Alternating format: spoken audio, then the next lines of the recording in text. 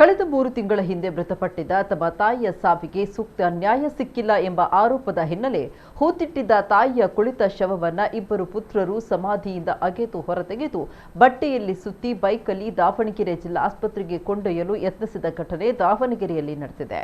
April 29ರಂದು Davanagere ಸಮೀಪದ ಅದಾಪುರ ಗ್ರಾಮದ ಈರಮ್ಮ ಅವರು ತಮ್ಮ ಮನೆಯಲ್ಲಿ ನೇಣು ಬಿಗಿದ ಸ್ಥಿತಿಯಲ್ಲಿ ಪತ್ತೆಯಾಗಿದ್ರು. ಆರಂಭದಲ್ಲಿ ವೈದ್ಯರು ಮತ್ತು ಪೊಲೀಸರು ಇದನ್ನು ಆತ್ಮಹತ್ಯೆ ಅಂತ ಪರಿಗಣಿಸಿ ಪ್ರಕರಣ ದಾಖಲಿಸಿಕೊಂಡಿದ್ರು.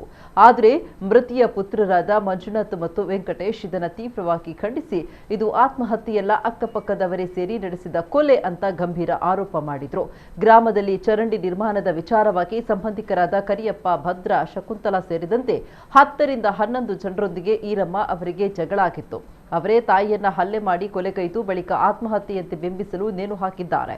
ತಾಯಿಯ ದೇಹದ ಮೇಲೆ ಗಂಭೀರ ಗಾಯಗಳ ಗುರುತುಗಳಿದ್ವು ಅಂತ ಮಕ್ಕಳು ಆರೋಪಿಸಿ ಪೊಲೀಸ್ ಠಾಣೆಯಲ್ಲಿ ದೂರು ದಾಖಲಿಸಿದ್ರು. ಸ್ಥಳೀಯ ಆಸ್ಪತ್ರೆಯಲ್ಲಿ ಮರಣೋತ್ತರ ಪರೀಕ್ಷೆ ನಡೆಸಿದ ಬಳಿಕ ಶವವನ್ನ ಸಮಾಧಿ ಮಾಡಲಾಗಿತ್ತು. ಆದರೆ ಪ್ರಕರಣವನ್ನ ಪೊಲೀಸರು ಮುಚ್ಚಿ ಹಾಕುತ್ತಿದ್ದಾರೆ ಹಾಗೂ ಮರಣೋತ್ತರ ಪರೀಕ್ಷೆಗೆ ಅವಕಾಶ ನೀಡ್ತಾ ಇಲ್ಲ ಅಂತ ಆರೋಪಿಸಿದ ಪುತ್ರರು ತಡರಾತ್ರಿ ತಾವೇ ಸಮಾಧಿಯನ್ನ ಅಗೆದು ತಾಯಿಯ ಕೊಳೆತ ಶವವನ್ನ ಹೊರತೆಗೆದಿದ್ದಾರೆ.